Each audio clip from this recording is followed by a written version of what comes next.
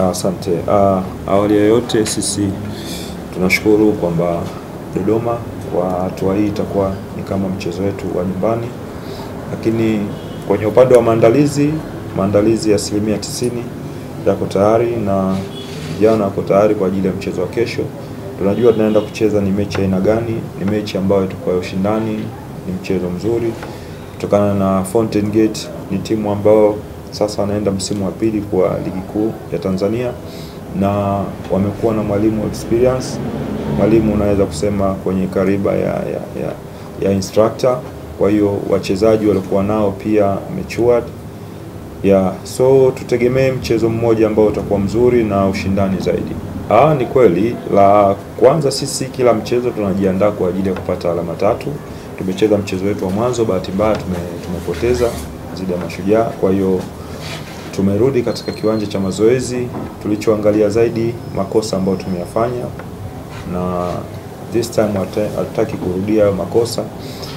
Nafikiri imetupa picha timu yetu wapi inaelekea, kwa sababu mchezo wa mwanzo tumepoteza, lakini kuna mengi mazuri katika mchezo umetokea. Ubaya kwamba tumekosa result, so I hope mechi hii tutakuwa ni bora zaidi na kuhakikisha tunaweza kupata alama.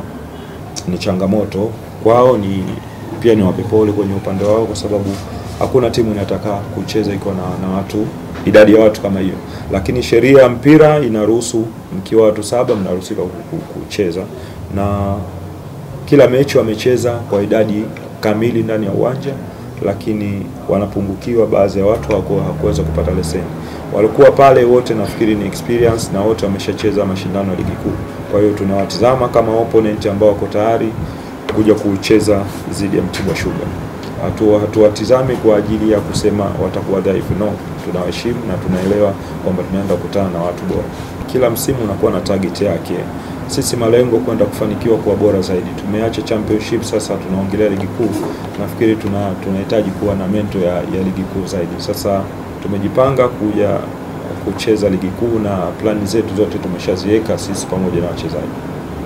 For somehow kuna changamoto, kwa sababu ndani yake kutakuwa kuna kusafiri, kuna hali ya hewa, fans wale wanapungua, lakini bado hata tukicheza hiyo ligi na maana lazima tucheze ndani na nje ya nyumbani. Kwa hiyo ni moja ambayo tunatakiwa tujiandae kiakili zaidi kwamba sasa hivi tutakuwa tunatumia michezo Dodoma kama uwanja wetu wa nyumbani. Kwa hiyo nafikiri hakuna changamoto kubwa zaidi. Kikubwa kuna vitu tutakuwa tunavimiss, lakini sasa tuko Dodoma na naamini wana Dodoma watakuja kwa wingi kuhakikisha wana support Mtibwa kama timu ya nyumbani, kwa sababu tumeacha viwanja vyote, tumechagua Dodoma. Mimi kwa majina naitwa George Chota, ni mwakilishi wa wachezaji. Kwa upande wetu sisi wachezaji, nashukuru maandalizi yameenda vizuri na uzuri tuliwaona wale katika mchezo wao wanaocheza.